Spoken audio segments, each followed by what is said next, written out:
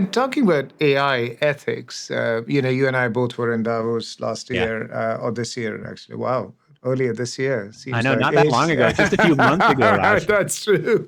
And seems so long ago. And, AI ethics was a big part of the conversation as well. What are your views on ethics, AI governance and compliance and a regulatory body, etc.? Yeah. I do think that there's going to need to be different forms of regulation. Like there'll need to be, to some degree, existing laws can deal with existing problems, but I think there'll also probably need to be new legislation to help protect people's privacy in the era of AI. There'll need to be new legislation to, assure authenticity. These are very hard problems, and maybe legislation's too slow and can't catch up. There will need to be, I hope, legislation that creates public data sets that allow there to be competitive markets, make it relatively easy for researchers to, both build and test large language models. And then, of course, we're going to be able to need to do all of this regulation without either A, stifling innovation, or B, locking in the incumbents. That's an extremely hard problem. Europe has done a much better job than I would have expected. Yep. The way I had felt about European regulation up until the AI moment was they move really slowly and they overregulate. Certainly my experience at Speakeasy was dealing with European regulations was impossible. We didn't even take beta users from Europe because we couldn't deal with it. So I've been impressed with the European framework, and I think it'll probably be a model for the world. So that's the regulation question. On the ethics question, I do think that these systems have ethics baked into them. Right? There's a paper I was just reading this afternoon on hiring decisions. Like if you use a large language model to help you make hiring decisions, the biases of history will go into your hiring decisions. Okay, that sounds bad, right? You're more likely to hire a man than a woman. That's bad, right? And it'll actually be inefficient for your company, right? If you are making biased hiring decisions, then you will hire less good employees, right? If you are over hiring men and under hiring women when they're equally talented, your company will do badly. You shouldn't. A, it's unethical, and B, is bad for you. And there will be all kinds of biases like that we need to figure out how to identify, how to counter. And then there's some biases that are just the way the world works, where, AI says that, I don't know, men can run the 100 meters faster. Well, that is just true. That is the way the world works. So you have to figure out which data is based on historical accuracy, which is based on biased data sets, which you need to counter. And it's a wonderful, fascinating, incredible question for everybody in this field. And so, we all talk about what jobs are going to disappear. One job that I think is very secure is AI ethicist. That is like... I couldn't agree with you more. In fact, talk about biases. Van Jones and I were talking about this, and he says the inherent biases would always identify an African American to be less likely to have committed a crime than any other race or a person of any other race because of the inherent biases. And the incarceration records that the country has. So 100%, I completely agree that there are so many inherent biases that are already prevalent in the data sets that we use to train the LLMs, that you're right, that job is a very secure job of the future. It's a very secure job. Like an AI auditor, an AI ethicist, and solving them is very hard, right? You go in and, do you audit all the data before you train the model? Well, that's pretty tricky. Do you then do what Google did with Gemini and kind of tweak the prompts to counter what you perceive as the likely bias? Well, that's, as they showed, a problem. Do you create another LLM that audits your answers based on biases that you perceive might be in there? And what about hidden biases? What if, I don't know, it's been trained for whatever reason, right? Who knows why? Maybe it's because of the RLHF, maybe it's because of the data sets they used, but let's say the AI has been trained to think that Toyota is bad and Honda is good, right? We have no idea why, right? And then when you ask it to describe a crash, it talks about Toyota. And when you ask it to describe a good incident, it talks about Honda. And we have no idea. Who could possibly conceive that this bias would exist? But there are a trillion of such biases. And so as these large language models become, underlie everything, figuring that out is not easy. Yeah, and Nick, one of the fascinating things that I was part of at Davos was, talking about the global regulation, and the three centers of those global regulations are going to be the US, and I'm sure you spent time with Aarti as did I, and EU and China. And I think it was Brad Smith of Microsoft who put it very well, that I don't think any one of those three want the next World War to be started by machines or our identity to be misused by machines. However, the difference between the EU manifesto and the Chinese manifesto is the difference between Socrates and Confucius. Yeah. Basically, how do you want to regulate society? And with America and, sort of the home of the free and land of the brave sort of concept of freedom, it's just very different regulations. Are you hopeful that there would be a global regulation around AI in the next 12 months? Not in the next 12 months. Nothing's going to happen in the United States nothing's going to happen on AI in the US because we have a presidential election, and then there'll be the aftermath of the presidential election. And who knows what'll happen. But it'll be, spring of 2025 before Yeah, I tend to. anything's happening. Yeah. Europe can move forward. China can move at whatever speed it wants. But people listen to the U.S. The biggest AI companies are all in the U.S. So I don't think you'll have state regulation, but state regulation on AI is problematic. You get this patchwork, and the companies can't comply. Who knows what'll happen? But I'm not confident that we'll get good and sophisticated regulation between now and the next 12 months.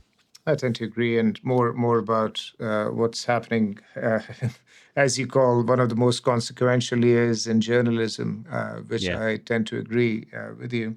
But you're also uniquely qualified based on some of the books you've written about economics and just your training, the economics of AI. Specifically, where do you see the economics of AI play out in the next 3 to 5 years? And there is the next question, which is, your views on the circular economics of the valley are fascinating to me. So I'd love to hear about that as well. Yeah. Well, in the general economic question, I'm optimistic that net it will be very positive. I can't foresee a world in which the massive efficiencies that are built with AI, both from, the consumer AI that we're used to, but also, we're talking on the day that Google released AlphaFold 3, right? The amount of scientific progress you'll have, over the next 50 years, the amount of changes to humanity will be wild. But over the next 3 to 5 years, I do think that productivity will increase, economic growth will increase, more jobs will be created, and they're destroyed. I also see, more unrest coming, right? You will have job categories that are transformed, wiped out. You will have people needing to switch their professions, evolve their professions at a faster rate than before. That can be hard depending on your organization, how it's structured. So I see AI causing a lot of economic displacement and unrest. I think this is one of the most interesting questions in AI. I do think that net, it will end up being more of an advantage for people who make less money as opposed to people who make more money. We saw with the last internet revolution that it mostly benefited the wealthy. I don't think that'll be the case. I think, clearly people who are wealthier will have access to better models, better tools, direct lines to engineers.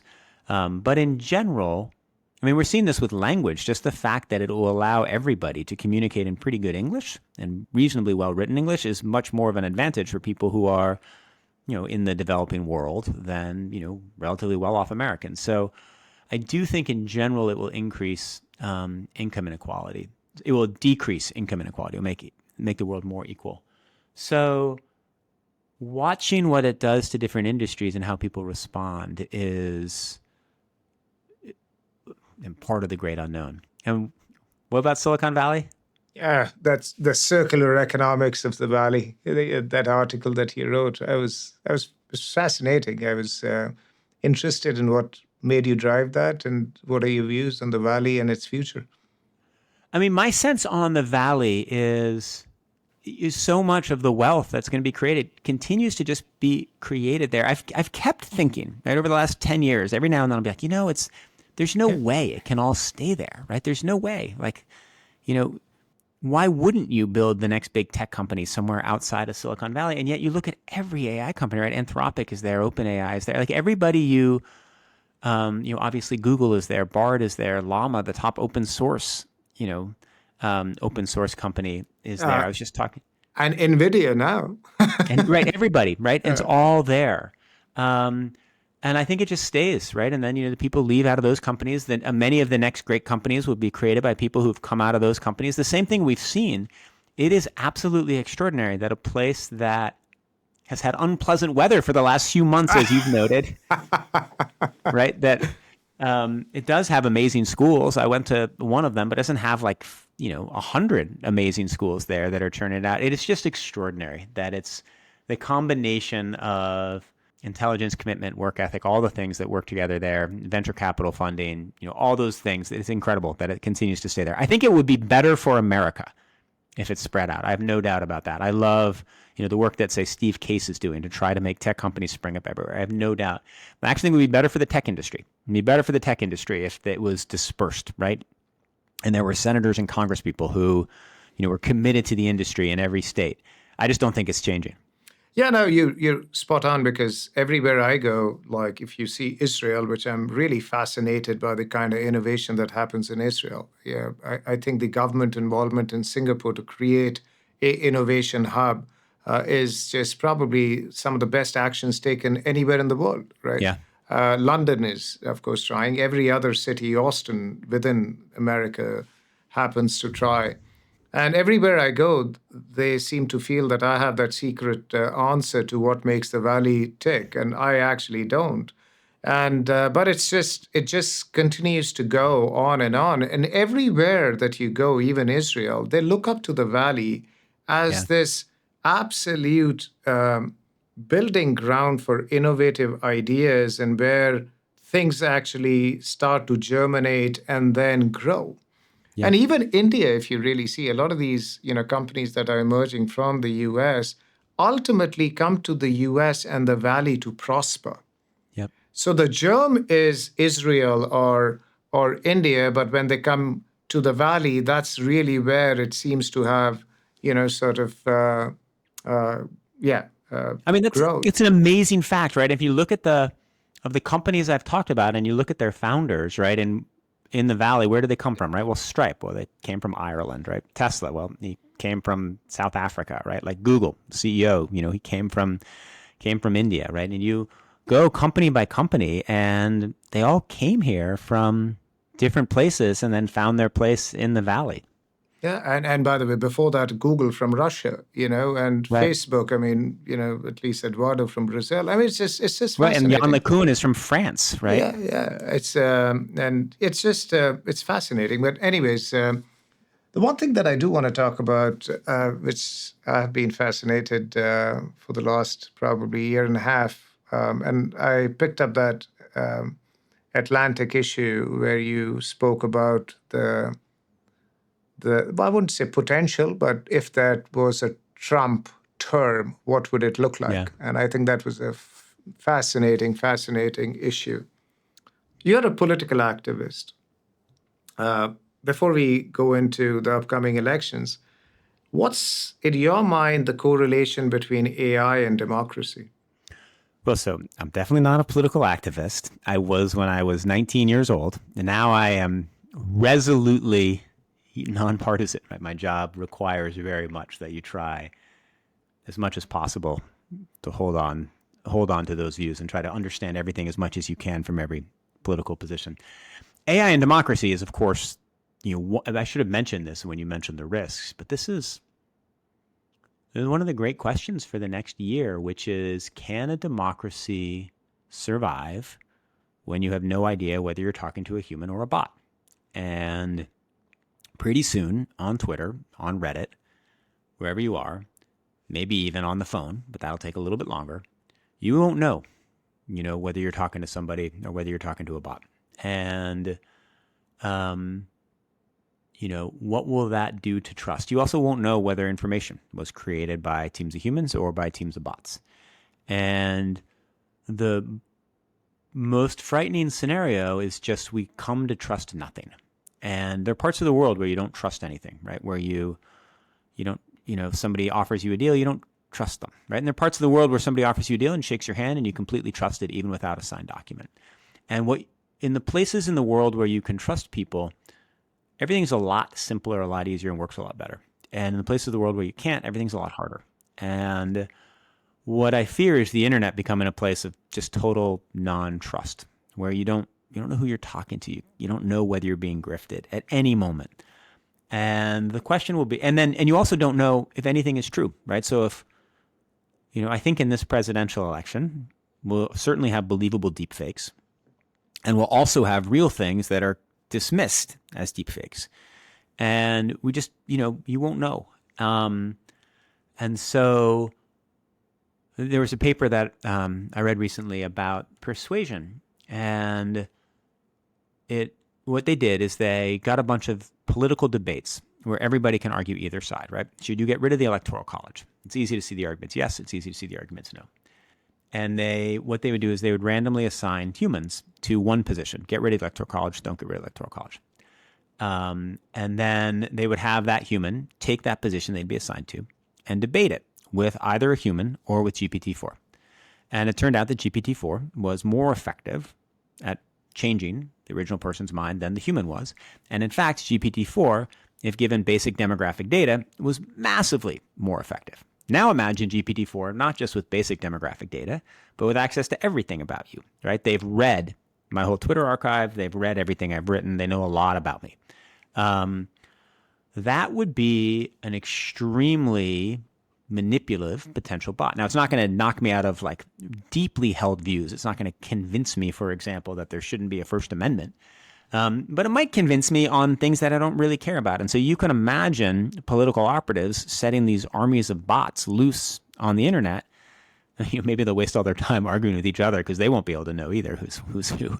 But that's a very dangerous information economy, and it's very risky for democracy. Scary times, like you rightly said. There's a lot of opportunity, a lot of things that we need to fear. Let's go into something which is a little more, rapid fire of sorts. And I won't put you on the spot at all, but book recommendations. I am, writing a book about running. I really like Alex Hutchinson's Endure. I really like Murakami's What I Think About When I Think About Running. I really like Christine Yu's Up to Speed. On AI, I really like Fei Li's new memoir. I'm almost done with Ethan Mollick's new book on how to use AI, which is cool. I mean, it's going to be out of date pretty soon. It's mostly about how large language models work and how to use them effectively. So those are... What is the best book I've read this year? Oh, I just read Kelefa Sane's book on the history of music, which I love too. Oh, that's fascinating. Favorite running shoe? I like the Nike Vaporfly 2 as my racing shoe, but now they don't sell them, so I'm running the Vaporfly 3, which is all right. I feel like the Alpha Flies don't quite do it for me. I like the On Lightning Booms, which I think are pretty good racing shoes. And I use the New Balance Fresh From 1080s as my regular training shoe. Okay. Favorite guitarist? Combination of John McLaughlin, Leo Kottke, Michael Hedges, Jimi Hendrix. Jimi Hendrix, yeah. Favorite live concert that you have been to or would like to go to? Oh, I mean, going to see Jimi Hendrix in 68, 69 would be what I would have liked to have gone to. Maybe seeing Michael Hedges live in 1997. Yeah. By the way, have you been to the Sphere in Vegas? Not yet. Oh my God, I did take my 12-year-old to his first concert. That was very fun. We saw Lil Uzi Vert at the Barclays Center. It was great. That must be fun. Favorite person you'd like to have dinner with, or the favorite person you've had dinner with, And next is that you would have liked to have dinner with. Well, so, my professional mentor, who I've had dinner with many times, is David Remnick at the New Yorker, who has been has taught me all kinds of wonderful things about journalism, about how to work, about how to be efficient. I often try to think of when I'm in a complex situation. There actually, there were two people at the New Yorker there are a whole ton of people at the New Yorker whom I thought were great mentors, but David Remnick and Pam McCarthy were two people who just, taught me everything about how to work. I have had the most extraordinary run of bosses through my life. Charlie Peters at the Washington Monthly, Lynn Kaplan at Legal Affairs. I mentioned Chris and Bob Cohen-Wired. I've had just extraordinary bosses through my run. Person who I would like to have dinner with. I wish I could as an adult. I wish I could have dinner with my father when he was my age, and understand more about his life. I knew him extremely well. He's passed now. But I wish when I've had the experiences I've had and I've learned the things I've had, I wish I could talk to him about his childhood and about where he was then. What an answer. Favorite vacation location? A spot? Acadia National Park, definitely. Oh, I love the mountains. I love the carriage trails. Favorite sport to watch? Playoff ice hockey. My 10-year-old and I have been going to the sports bar around the corner watching the Bruins. Man, it's so much fun.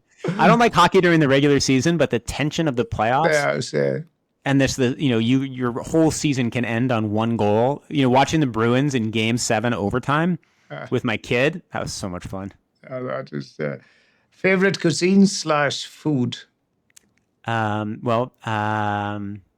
In general, I'm partial to Italian food, but I now like anything. My 10-year-old, if you have three boys, they're 15, 13, and 10, and the 10-year-old has become a dessert chef. So anything that he prepares, he just made me the most incredible, like beet-infused beet. He somehow has been studying all these Michelin-starred restaurants. He's this great. It's great. Oh, that's great. Favorite wine? My favorite question. Favorite wine? Mm-hmm. The Tintorello's. It's a Italian red that I love. Oh, that's great. It's been fascinating. And just one question: Do you think we would ever have Nick for president? Yes, definitely, but not Nick Thompson. There'll be someone named Nick. This was fascinating, Nick. Thank you very much for being on my show. It was Thank you, Raj. It's been really fun to talk. Delightful. Thank you. So Stay much fun well. to talk. Be well. That is it for this episode of Into the SingleVerse. Thank you for listening to the podcast. If you enjoyed it, don't forget to subscribe to automatically receive future episodes. Additionally, I would greatly appreciate it if you can take a moment to leave a review, helping others like you discover this show. I'll see you next time. Stay well and be good.